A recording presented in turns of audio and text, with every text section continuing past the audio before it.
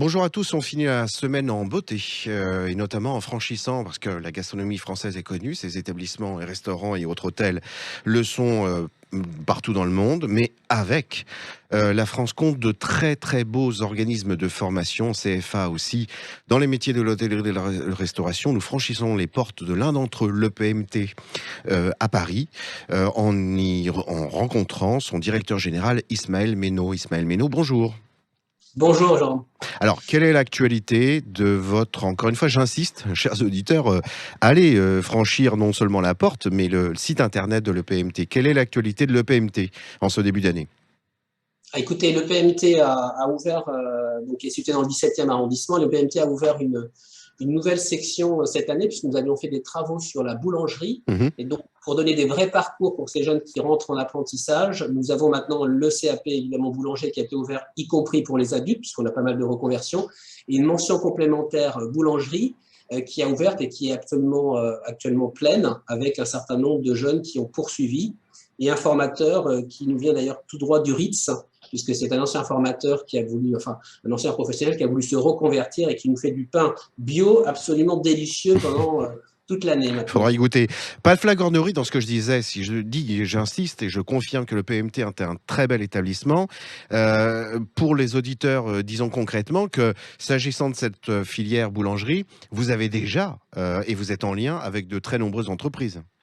Oui, bah, comme je disais, l'ADN de l'école qui a été fondée il y a plus de 40 ans, donc est vraiment une école historique hein, sur la place de Paris et notamment dans le 17e qui est un campus, puisque on peut dire c'est plutôt un campus qu'une école avec 12 000 mètres carrés de terrain, un foyer, un gymnase. Oui, donc on a un certain nombre d'entreprises, tout secteur. On va travailler avec la petite boulangerie traditionnelle, celle qui fait du bio, ou de grands palaces qui, dans leur structure, ont besoin de boulangers, de pâtissiers aussi. C'est un grand mérite, ça, d'établissements comme le vôtre, parce que c'est très facile, hein, en fait, pour certains organismes de formation, de viser, d'être en partenariat avec de grandes entreprises, et c'est plus commode pour constituer des classes. Vous allez, avec votre bâton de pèlerin, y compris vers des petites entreprises comme le sont les boulangeries. Une autre classe innovante?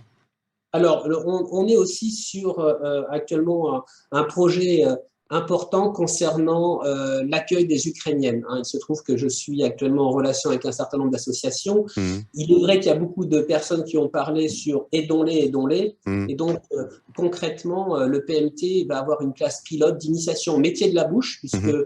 je me suis rapproché de notre OPCO de référence pour la boulangerie, l'alimentation, l'OPCO de ce qu'on appelle OPCO de proximité. Mhm. Et donc, il y a une classe pilote avec l'association FREA qui va, comment dire, commencer après la Toussaint pour découvrir tous les métiers de bouche et pour pouvoir intégrer, notamment en tant que serveuse, conseillère, en chocolaterie, en magasin de chocolaterie, en boulangerie-pâtisserie, parce qu'il y a une vraie demande et on a quand même des personnes qui sont comment dire, qui ont besoin de travail.